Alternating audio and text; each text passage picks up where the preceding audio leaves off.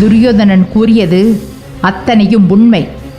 அவன் பாண்டவர்கள் மீது கொண்ட வன்மத்திற்கு நீங்கள்தான் காரணம்.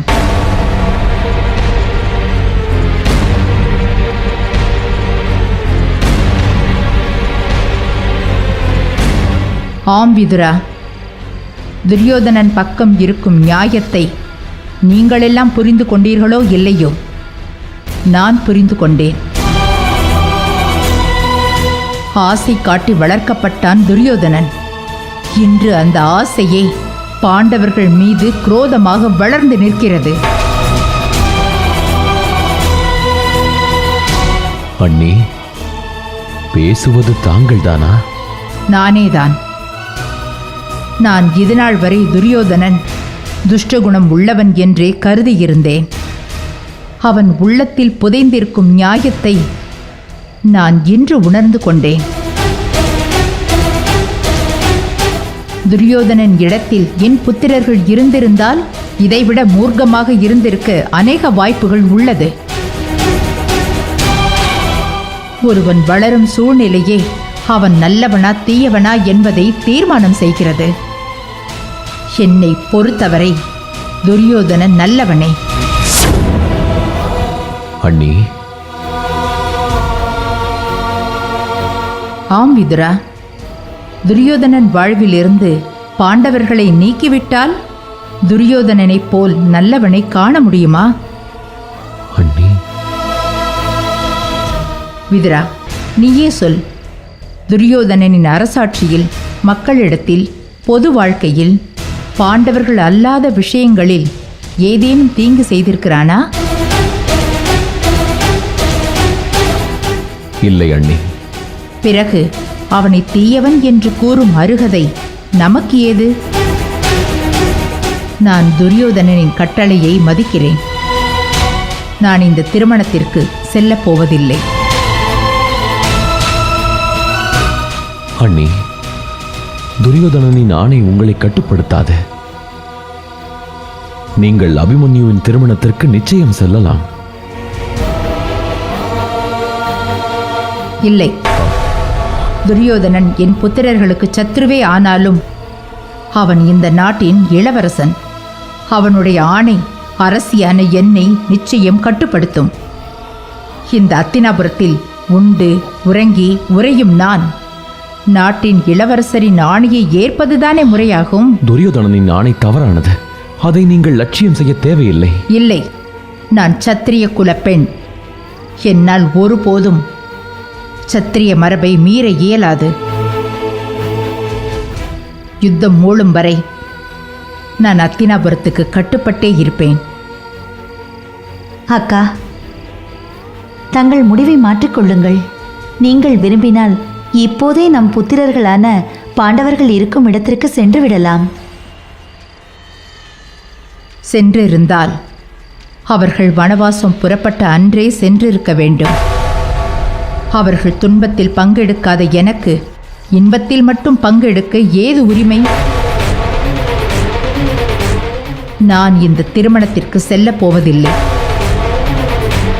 அண்ணி, பாண்டவர்கள் உங்கள் வரவை எதிர்பார்த்து காத்திருப்பார்களே.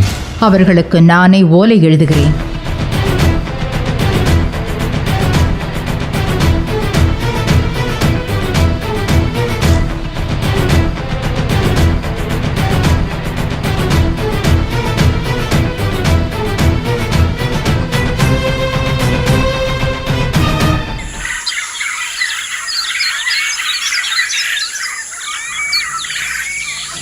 திருமண ஏற்பாடுகளை நாம் தான் செய்ய வேண்டும். அரசருக்கும் இளவரசர்களுக்கும் வணக்கம். பண்டிதரை, எங்கள் சார்பாக அத்தினாபுரம் சென்றீர்கள். அத்தினாபுரத்திலிருந்து என்ன செய்தி கொண்டு வந்திருக்கிறீர்கள்? நமது அழைப்பை அத்தினாபுர அரசு ஏற்றுக்கொண்டதா? அபிமன்யுவின் திருமணத்திற்கு அத்தினாபுரத்திலிருந்து யாரெல்லாம் வரப்போகிறார்கள்? யார் வருகிறார்களோ இல்லையோ, எங்கள் அன்னை வருவார்கள் இல்லையா? அனைவரும் என்னை மன்னிக்க வேண்டும். அத்தினாபுரத்திலிருந்து இந்த திருமணத்திற்கு யாரும் வரப்போவதில்லை. எங்கள் அன்னையுமா? ஆம், அவர்களும் வரப்போவதில்லை என்று உறுதிபட கூறிவிட்டார்கள். காரணம்? இளவரசர் துரியோதனன். அத்தினாபுரத்திலிருந்து இந்த திருமணத்திற்கு யாரும் செல்லக்கூடாது என்று இளவரசர் துரியோதனன் கட்டளையிட்டு விட்டார். எங்கள் அன்னைக்கு கட்டளையிட அந்த மூடனுக்கு என்ன நெஞ்சுரம்? இளவரசரின் கட்டளை குந்தி தேவியாரை கட்டுப்படுத்தாது என்று விதுரர் எவ்வளவோ எடுத்துரைத்தார். ஆனால் தங்கள் அன்னையார் வர மறுத்துவிட்டார். அண்ணா, பார்த்தீர்களா அந்த கயவன் செய்த காரியத்தை? திட்டமிட்டே அனைவரையும் தடுத்திருக்கிறான். இதுதான் நடக்கும் என்பதை நான் முன்பே அறிவேன். பின் எதற்காக அழைப்பு அனுப்ப வேண்டும்? அழைப்பு அனுப்ப வேண்டியது நமது கடமை. இப்போது என்ன செய்வதண்ணா? நம் அன்னை இல்லாமல் அபிமன்யுவின் திருமணத்தை நடத்துவதா?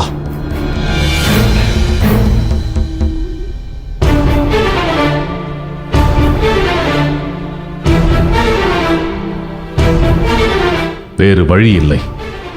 இப்படித்தான் நடக்க வேண்டும் என்று இருக்கும்போது நம்மால் என்ன செய்ய முடியும்?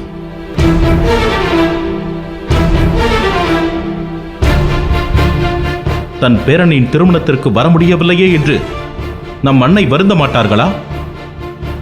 நிச்சயம் வருந்துவார்கள். ஆனால் அவர்கள் வர மறுத்தால் அதில் நியாயமான ஒரு காரணம் இருக்கும். அதை நாம் புரிந்து கொள்ள வேண்டும்.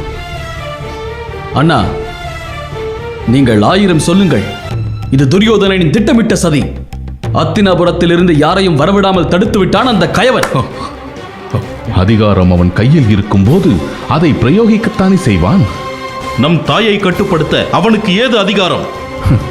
உண்மைதான் பீமா. ஆனால் நம் அன்னை சத்திரிய பெண். அரசவையில் எடுக்கப்படும் முடிவிற்கு அதே முக்கியத்துவம் கொடுப்பார்கள் என்பது நீ அறிந்ததுதானே பீமா? அத்தினாபுர அரசவை அந்த சிறு நரியின் அதிகாரத்தின் கீழ்தான் நடக்கிறதா? சிங்கமோ சிறுநரியோ, ஆட்சியில் இருப்பவர் சொல்லுக்கு கட்டுப்பட வேண்டியது குடிமக்களின் கடமை. ஆகவே நம் அன்னை இந்த முடிவிற்கு வந்திருக்கிறார். அண்ணா, நம் அன்னைக்கு தனிப்பட்ட முறையில் அழைப்பு விடுத்தால் என்ன? அவகாசம் இல்லை. மேலும் நம் அன்னை இனி வரவும் சம்மதிக்க மாட்டார். அவர் எங்கிருந்தாலும் அவர் ஆசி நமக்கு கிட்டும். ஆகவே நடந்ததை மறந்துவிட்டு இனி நடக்க வேண்டியதை கவனிப்போம்.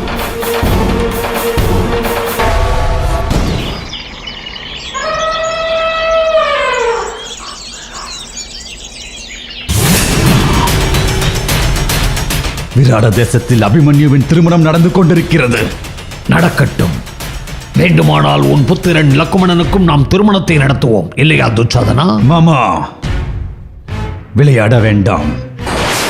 விராடத்தில் நடப்பது திருமணம் அல்ல, அத்தினாபுரத்திற்கு எதிராக நடக்கும் சதி ஆலோசனை. என்ன மருமகனே, 4 பேர் கூடினால் சதி ஆலோசனை நடத்தத்தானே செய்வார்கள். செய்யட்டும், அதை நாம் முறியடிப்போம். மாமா, அவர்களை துச்சமென எண்ண வேண்டாம். அங்கே பாஞ்சால மாமன்னன் துருபதனும் துவாரகை அரசன் கிருஷ்ணனும் விராட தேசத்தின் சக்கரவர்த்தி விராடனும் உடன் இருக்கிறார்கள். இந்திரனை வேண்டுமானாலும் அவர்களுக்கு துணை நிற்கட்டுமே. நம் பக்கத்தில் யார் யாரெல்லாம் இருக்கிறார்கள் என்று மறந்து விட்டாயா? பரசுராமரோடு சரிக்கு சரியாக நின்று போர் புரியும் ஆற்றல் படைத்த பீஷ்மாச்சாரியார், தன் கரத்திலே வில் இருக்கும் வரை ஒருவராலும் நெருங்க முடியாத துரோணாச்சாரியார், தனுர் வேதத்தை வாழ்வாக கொண்ட கிருபாச்சாரியார் இருக்கிறார்கள்.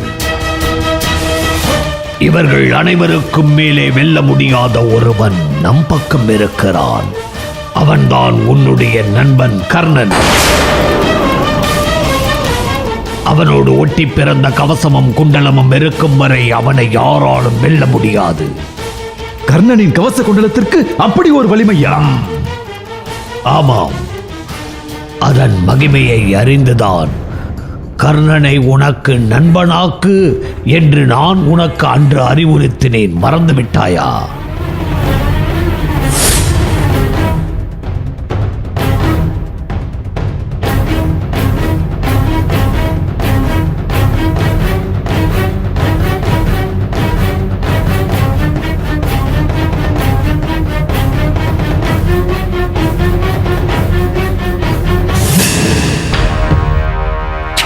அர்ஜுனா, ஆணவத்தை கைவிடு. நீ நிகழ்த்தி காட்டிய வர்ணஜால வித்தைகளை நானும் நிகழ்த்தி காட்டுவேன். அதற்கு மேலும் நிகழ்த்தி காட்டுவேன்.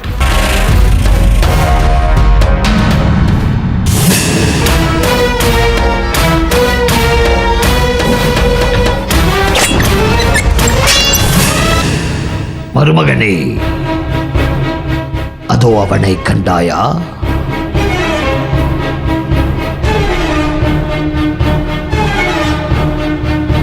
தங்கப்பனை போல் உயர்ந்தோங்கி நிற்கும் அவனது காதில் ஜொலிக்கும் குண்டலங்களை கண்டாயா? நெஞ்சோடு ஒட்டி உறவாடும் இயற்கை கொடையாக அளித்த கவசத்தை கண்டாயா? எப்படியாவது இவனை நம்பசம் இழுத்துவிடு. இந்த கவசமும் குண்டலங்களும் இருக்கும் வரை இவனை யாராலும் வீழ்த்த முடியாது. மாமா, நெற்றியிலே சுடர்விடும் சூரியன் கொண்ட இவன் மாவீரன் தான். இவனை என் நண்பனாக்கிக் கொள்கிறேன். தாமதிக்காதே. வில்வித்தையில் நிகரற்றவனான அர்ஜுனனை வீழ்த்த இந்த கர்ணனே சரியான அஸ்திரம். இவனை நம் பக்கம் இழுத்துவிடு.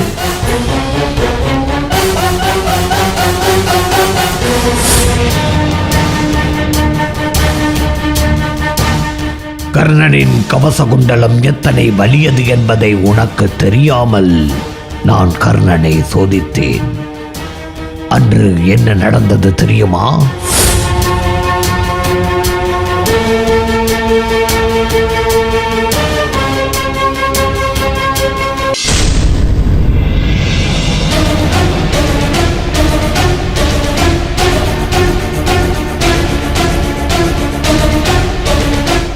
துச்சாதனா, இன்று கர்ணனின் கவசத்தின் பலத்தை சோதனை செய்துவிட வேண்டும்.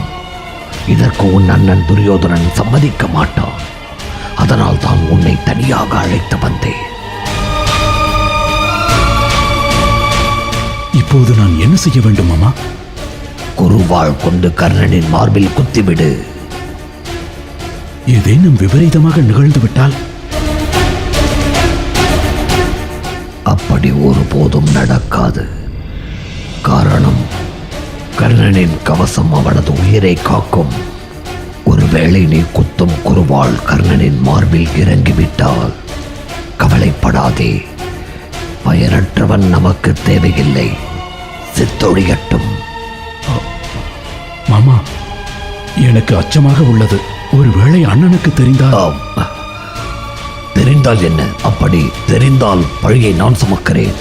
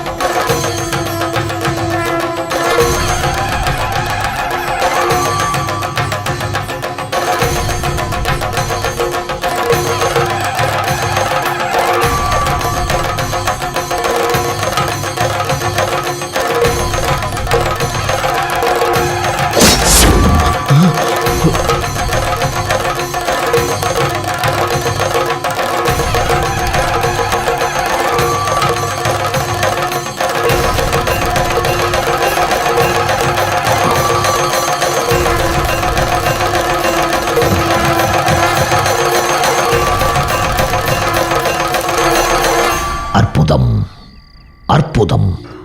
உன் அண்ணன் துரியோதனன் அற்புதமான நண்பனை தேர்ந்தெடுத்திருக்கிறான். இந்த கவசமும் குண்டலங்களும் இருக்கும் வரை அவனை யாராலும் வீழ்த்த முடியாது. அவனை வீழ்த்தாதவரை நம்மை யாரும் வீழ்த்த முடியாது. இப்போது சொல் துரியோதனா, பாண்டவர்கள் என்ன கூடி என்ன ஆலோசனை செய்து என்ன நம்மை வெல்ல முடியாது? ஆம், முடியாது மாமா. நம்மை வெல்ல முடியாது. கர்ணன் இருக்கும் வரை, அவனோடு கவசமும் குண்டலமும் இருக்கும் வரை நம்மை எவராலும் வெல்ல முடியாது.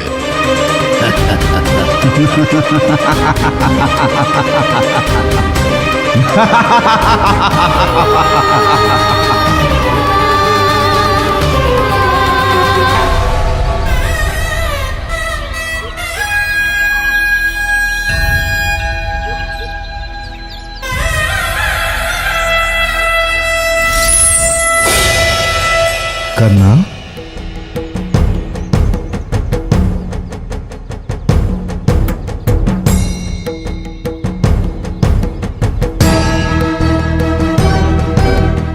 தெய்வமே, நான் தினம் தினம் வணங்கும் என் கடவுளா என் முன்னால் நிற்பது?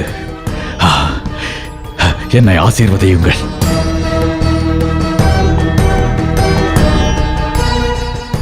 கர்ணா, உன்னை சுற்றிலும் சூழ்ச்சி வலை பின்னப்பட்டுள்ளது. அதிலிருந்து உன்னை காக்கவே நான் வந்திருக்கிறேன். சூழ்ச்சியா? ஆம், உன் எதிரிகளின் வஞ்சக எண்ணத்தால் உனக்கு ஆபத்து நேர இருக்கிறது. நான் மாவீரன் என்பதை தாங்கள் அறிவீர்கள். எனக்கு ஆபத்தா? என்ன ஆபத்து? யாரால் ஆபத்து? கூறுகிறேன். நாளை அதிகாலையில் இந்திரன் அந்தன வேடம் பூண்டு உன்னிடம் யாசகம் பெற வருவான். அவனுக்கு நீ யாசகம் இடக்கூடாது. ஐயோ, என்ன கொடுமை இது! இந்திரனே வந்து ஈ என்று இறக்கும் போது இந்த கர்ணன் இல்லை என்று மறுப்பதா? மறுக்கத்தான் வேண்டும். ஏனெனில் அவன் யாசிக்கப் போவது உன் உயிர் காக்கும் கவசமும் குண்டலமும். அதை இழந்தால் நீ உன் பலத்தை இழப்பாய். கவசமும் குண்டலமும் உன்னோடு இருக்கும் வரை மரணம் உன்னை நெருங்காது. ஆகவே நீ எக்காரணம் கொண்டும் கவசத்தையும் குண்டலத்தையும் இந்திரனுக்கு யாசகம் தரக்கூடாது.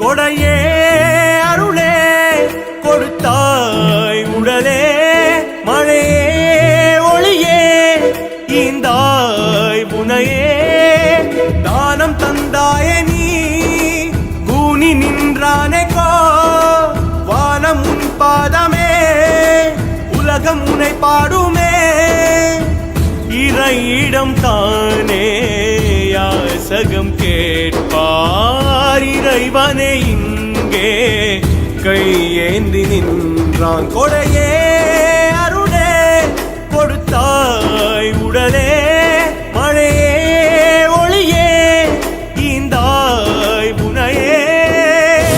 இந்த ஏழை அந்தணன் இதை யாசித்து வரவில்லை கர்ணா. அந்தனரே, வேறு என்ன வேண்டும் தங்களுக்கு? நீண்ட நாளாக எனக்கு ஒரு ஆசை.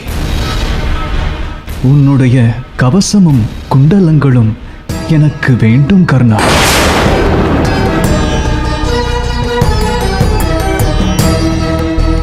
யாசித்தால் மறுக்க மாட்டாய் என்று நம்பி வந்துவிட்டேன்.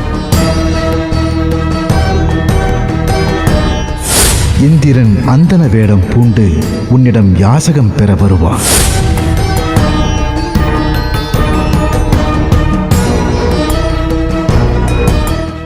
மறுக்க மாட்டாய் அல்லவா? ஒரு ஏழை அந்தணன் பொன்னையும் பொருளையும் கேட்டால் அதில் ஒரு நியாயம் இருக்கிறது. தங்களுக்கு எந்த வகையிலும் பயன்படாத என்னுடைய கவசமும் குண்டலமும் தங்களுக்கு எந்த வகையில் உபயோகப்பட போகிறது?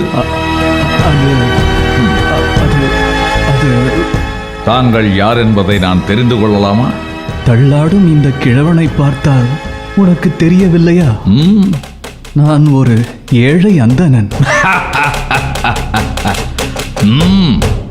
தள்ளாடும் கிழவன், ஆனால் தள்ளாடாத குறிக்கோள், முறுக்கேறிய உடலில் ஒரு செயற்கையான தள்ளாட்டம். இந்த கர்ணனிடம் யாசகம் கேட்டு வந்திருப்பது அமரலோகத்தின் அதிபதி தேவேந்திரன். மாறு வேடத்தில் வந்தால் மறுக்க மாட்டேன் என்று நினைத்தீரோ? இந்திரன் இந்திரனாக வந்திருந்தாலும் தந்திருப்பேனே தானத்தை. அந்த கடவுளே கண்முன்னால் வந்து நிற்கும் போது நான் தானம் தர மறுப்பேனா? இந்திரனுக்கே தானம் செய்தேன் என்ற பெருமை ஒன்றே எனக்கு போதும். இந்திர லோகத்தின் அரசே, ஒரு கணம் காத்திருங்கள். இதோ வந்து விடுகிறேன். கொடையே அருளே கொடுத்தாய் உடலே, மழையே ஒளியே ஈந்தாய் புனையே.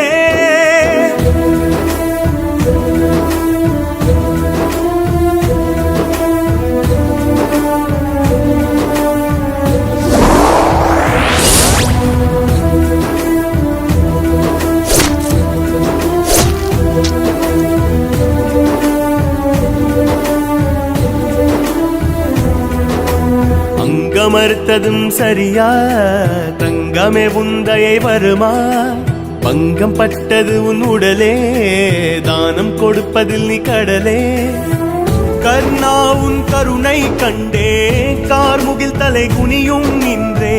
மன்னா உன் கொடையை கண்டேன், மாமழையும் நானும் நின்றே. கொடையே அருளே கர்ணா கர்ணா, வாரி வழங்கும் குணத்தை உனக்கு யார்தான் கொடுத்தாரோ? அமரலோகத்தின் அதிபதியே, எடுத்துக்கொள்ளுங்கள் நீங்கள் கேட்ட என் கவசத்தையும் குண்டலத்தையும்.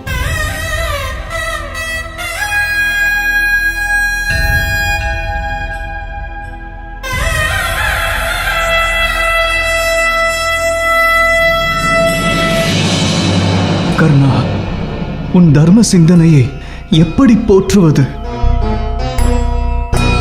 உன் உயிர் காக்கும் கவசத்தையும் குண்டலத்தையும் கூட தானமாக கொடுத்து விட்டாயே. நீ அல்லவா வள்ளல்? கொடிய நோக்கத்தோடு வந்திருப்பது இந்திரன் என்பது அறிந்தும் எனக்கு யாசகம் அதை கொடுத்து என்னை சிறுமை செய்து நீ உயர்ந்தோங்கி நிற்கின்றாய் கர்ணா. இந்திரலோகத்தின் அரசரே ஈயென இறக்கும் போது இந்த கர்ணனால் ஈயாமல் இருக்க முடியுமா? இக்கவசமும் குண்டலமும் இருக்கும் வரைதான் உன்னை யாராலும் கொல்ல முடியாது என்பது உனக்கு தெரியுமா? நன்றாக தெரியும். தெரிந்துதான் தானம் செய்திருக்கிறேன். உண்மையாகவா? தாங்கள் உயிரை கேட்டாலும் கொடுத்திருப்பேன். உயிரை காக்கும் கவசத்தை தானே கேட்டீர்கள். தர மறுப்பேனா?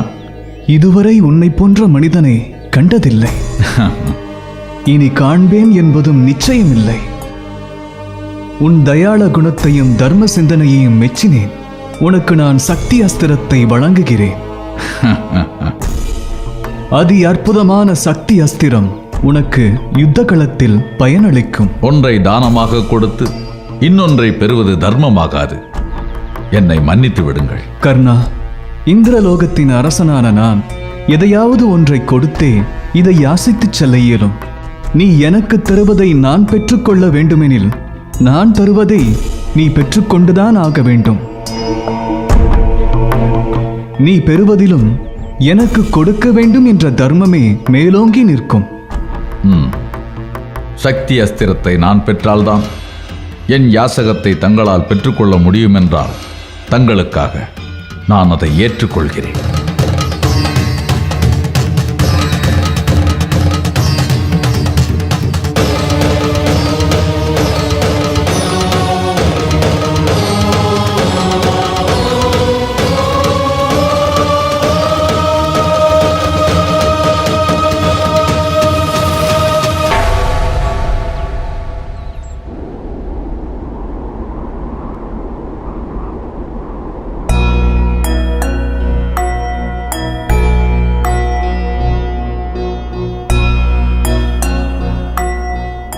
இந்திரா, உன்னை கெட்டிக்காரன் என்று நான் நினைத்தேன். ஆனால் நீயோ கோட்டை விட்டு வந்து நிற்கிறாயே. என்ன கூறுகிறாய் கிருஷ்ணா? எதற்காக நீ கர்ணனிடம் சென்றாய்? சென்ற காரியம் முடிந்ததா? வெற்றிகரமாக முடிந்ததா? அவனது கவசத்தையும் குண்டலத்தையும் கவர்ந்து வந்து விட்டேன். கவர்ந்து வந்து என்ன பயன்?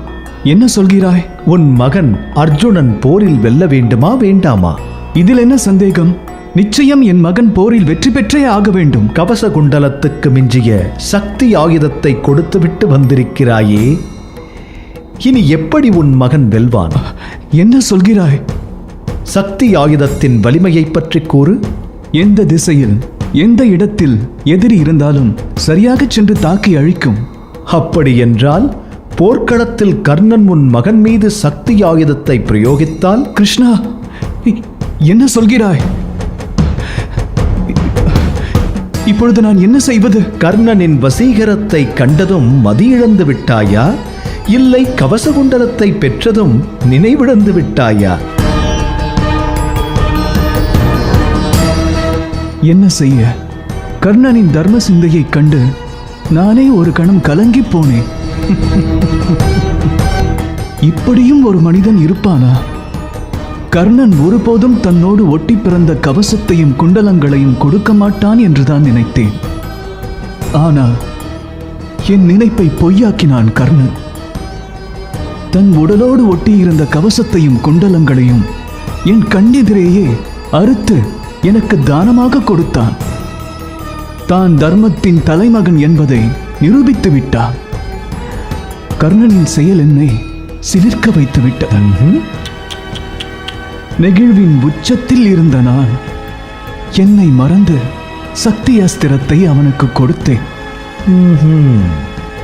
அந்தனராக அவனது உடைமைகளை தானம் கேட்டேன். இந்திரனாக அவனுக்கு சக்தி அஸ்திரத்தை கொடுத்தேன். இப்போது என்ன செய்வது? செயல்களை எல்லாம் செய்துவிட்டு சிக்கல்கள் வந்தால் மட்டும் என்னை கேட்டால் நான் சொன்னது என்ன? கவச குண்டலத்தை பெற்று வரச் சொன்னாய். சக்தி எந்திரத்தை நான் கொடுக்கச் சொன்னேனா?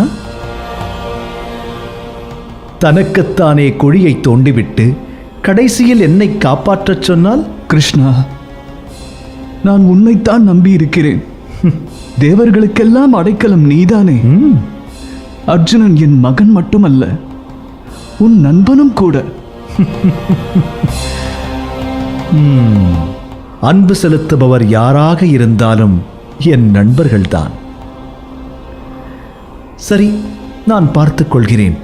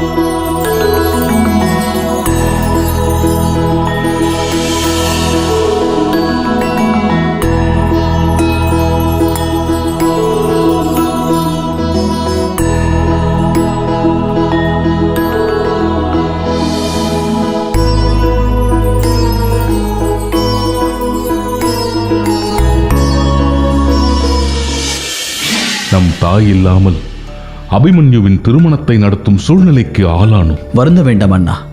நம் தாய் என் மகனை இருந்த இடத்திலிருந்தே ஆசீர்வாதம் செய்திருப்பார். நம்மை நம் தாயிடமிருந்து பிரித்தவன் அந்த வஞ்சகன் துரியோதனன். அவனுக்கு நாம் பாடம் புகட்டும் நாள் நெருங்கிவிட்டது. பொறுமையாக இரு பீமா. பொறுத்ததெல்லாம் போதும் அண்ணா. நம் தாயை எப்போதுதான் காண்பது? வேளை வரும், அதுவரை காத்திருப்போம். எங்கள் தாய் குந்தி தேவி திரௌபதிக்கு தாய் ஸ்தானத்தை கொடுத்து காட்டிற்கு அனுப்பினாள். ஆகவே அவளிடம் ஆசி பெற்றுக்கொள். சரியாக சொன்னீர்கள் அண்ணா. அபிமன்யு, திரௌபதியும் உனக்கு ஒரு தாய்தான். இருவரும் அவரிடம் ஆசி பெற்றுக் கொள்ளுங்கள்.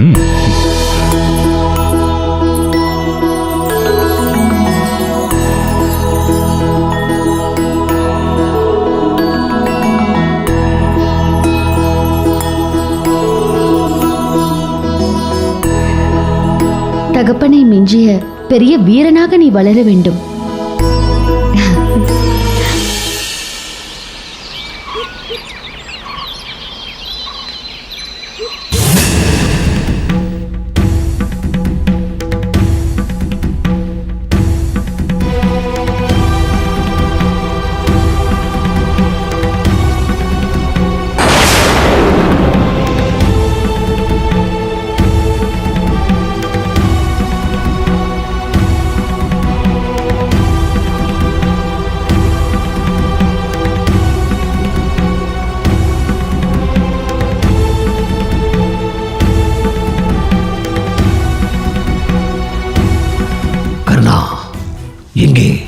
எங்கே உனது கவசமும் குண்டலங்களும்?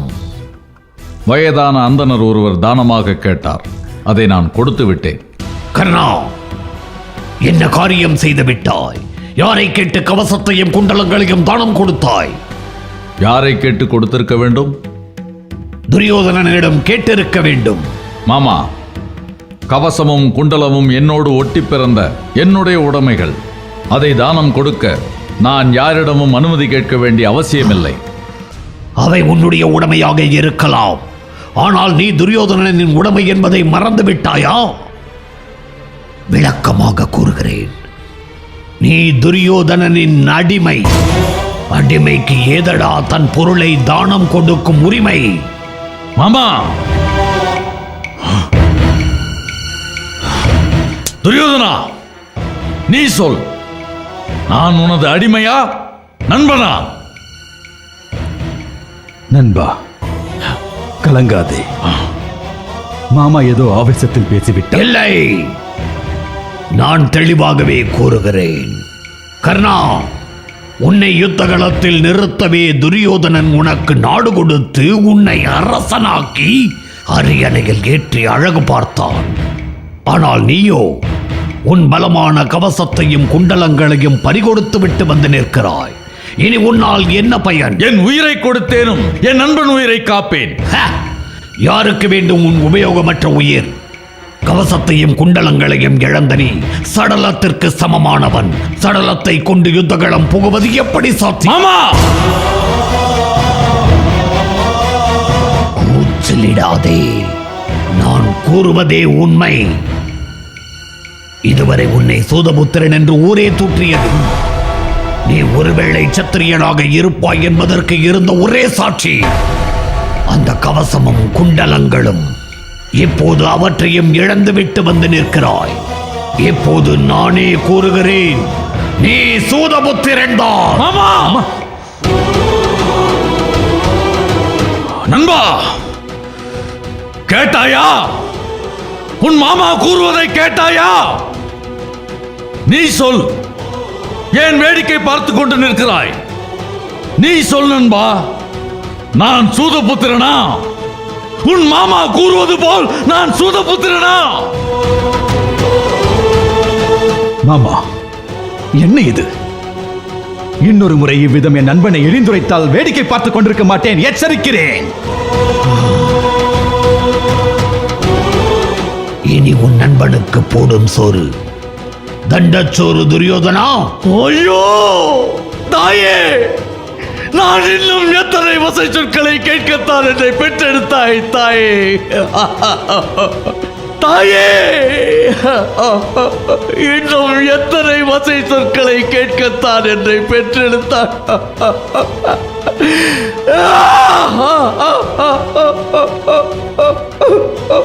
வேண்டாம், வேண்டாம்.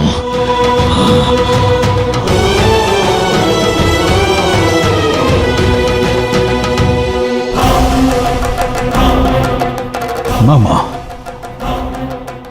என் நண்பன் மீது எனக்கு நம்பிக்கை இருக்கிறது. இன்னொரு முறை இவ்விதம் என் நண்பனை எழிந்துரைத்து பேச வேண்டாம். கவசமும் குண்டலமும் இல்லாவிட்டாலும் என் நண்பன் எனக்கு நண்பனே.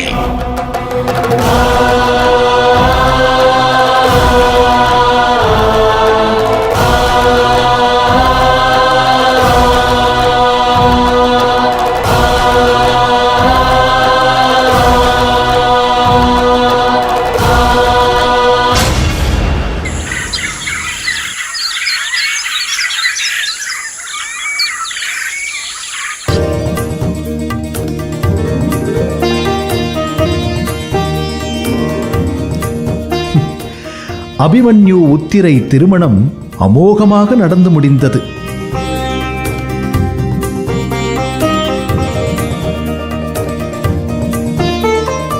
இனி அடுத்து என்ன செய்வதாக உத்தேசம்? அடுத்து என்ன? துரியோதனனின் தொடையை பிளக்க வேண்டியதுதான். சரியாகச் சொன்னாய் பீமா. கிருஷ்ணா, பீமனின் கோபம் ஆபத்தானது. தாங்கள் சொல்வதும் சரியே. கிருஷ்ணா, அந்த நீசன் செய்த செயலுக்கு அதுதான் சரியான தண்டனை. ஆமாம், அதுதான் சரியான தண்டனை. பீமா, உன்னுடைய இந்த கோபத்தில் சிறிதளவேனும் உன் அண்ணன் தருமன் திரௌபதியை சூதாட்டத்தில் பணயமாக வைத்து ஆடியபோது காட்டியிருந்தால் இந்த பிரச்சனைக்கே வழி இருந்திருக்காதே. ஆமாம், நிச்சயமாக வழி இருந்திருக்காதே. அப்படி என்றால் துரியோதனன் செய்தது நியாயம் என்று கூறுகிறாயா? அது எப்படி நியாயமாகும்? நடந்தது நடந்து விட்டது. இனி நடக்கப் போவதை கவனிப்போம். அத்தினாபுர சாம்ராஜ்யம் பாண்டவர்களுக்கு இந்திரபிரஸ்தத்தை திருப்பித் தரும் நேரம் வந்துவிட்டது. ஆனாலும் அதை தர மறந்து அமைதி காக்கிறார்கள் என்றால் என்ன பொருள்? துரியோதனனுக்கு நம் நாட்டை திருப்பித் தர விருப்பமில்லை என்று பொருள். உண்மையான சத்திரியன் தான் பெற்ற நாட்டை இழக்க விரும்ப மாட்டான். அவ்வகையில் பார்த்தால் துரியோதனன் எண்ணம் சரியானது. அப்படி என்றால் பாண்டவர்கள் காட்டில் பரதேசியாய் அலைந்து திரிய வேண்டியதானா? அதுதானா உங்கள் விருப்பம் பலராமரே? அதுதானே, அதுதான் உங்கள் விருப்பமா அண்ணா? நான் அப்படி கூறவில்லை. துரியோதனனின் நிலைப்பாட்டை எடுத்து விளக்கினேன். மேலும் பாண்டவர்களின் அஞ்ஞாத வாசம் முடிந்ததென்பதை துரியோதனன் ஒப்புக்கொள்ளவில்லை. அதுதானே, அவன் ஒப்புக்கொள்ளாமல் நாம் நாட்டை எப்படி திரும்ப பெற முடியும்? அந்த கயவன் ஒப்புக்கொள்ள வேண்டிய எந்த அவசியமும் இல்லை. எங்கள் நாட்டை எப்படி பெற வேண்டும் என்பது எங்களுக்கு தெரியும். பீமன் சொல்வதும் ஒரு விதத்தில் சரிதான். கிருஷ்ணா, நீ இரண்டு பக்கமும் மத்தளம் வாசிக்கிறாய். பீமனின் கோபம் அழிவு பாதைக்கு இட்டு செல்லும். அதை நீ மறந்து விடாதே. தாங்கள் எப்போதும் துரியோதனின் சொல்லுக்கே துணை நிற்கிறீர்கள் மைத்துனரே. பீமா, நீ இவ்விதம் மைத்துனர் பலராமனிடம் விவாதம் செய்வதை நான் விரும்பவில்லை. இப்போது பிரச்சனைக்கு என்ன தீர்வு, அதை பற்றி மட்டும் சிந்தித்தால் நல்லது. ஆமாம் ஆமாம், நிச்சயம் சிந்திப்பதே நமக்கு நல்லது. அனைவருக்கும் பின்பாட்டு பாடும் கிருஷ்ணா, இந்த பிரச்சனைக்கு தீர்வுதான் என்ன? துரியோதனனிடம் நாட்டை திரும்ப கோருவதுதான் ஒரே வழி. எனக்கு இதில் உடன்பாடு இல்லை. யுத்தம் ஒன்றே இந்த பிரச்சனைக்கு தீர்வு. பீமா, யுத்தத்தின் முதலடியை நாம் எடுத்து வைக்க கூடாது. கௌரவர்கள் நம் சகோதரர்கள் என்பதை மறந்துவிடாதே. கிருஷ்ணன் கூறுவதே சரி. துரியோதனன் விருப்பம் எது வேண்டுமானாலும் இருந்துவிட்டு போகட்டும். நாட்டை ஆளும் அரசர் திருதராஷ்டிரர். அவரிடம் நாம் முறைப்படி நாட்டை திரும்ப கோருவோம். அதற்கு அவர் என்ன பதில் கூறுகிறார் என்பதை பொறுத்து பிறகு என்ன செய்வது என்பதை முடிவெடுப்போம். அதுவும் சரியான முடிவு. உடனே அத்தினாபுரத்திற்கு தூது அனுப்பி பாண்டவர்களின் ராஜ்யத்தை திரும்ப கேட்பதே சிறந்த முடிவு. எனக்கு இந்த ஏற்பாட்டில் உடன்பாடும் இல்லை. துரியோதனன் நாட்டை திருப்பித் தருவான் என்று நம்பிக்கையும் இல்லை. ஒரு செயல் நடக்கும் முன் முன்முடிவுகள் எடுக்கக்கூடாது பீமா. தர்மனின் வாக்கு சத்தியமானது. முயற்சிக்காமலே யூகத்தின் அடிப்படையில் செயல்படுவது உத்தமமாகாது. ஆனால் பீமன் கூறுவதைப் போல் துரியோதனன் நாட்டை திருப்பித் தருவான் என்ற நம்பிக்கை எனக்கும் இல்லை. நிச்சயம் நல்லதே நடக்கும் கிருஷ்ணா. உன் நம்பிக்கை உன்னை காக்கும் தர்மா.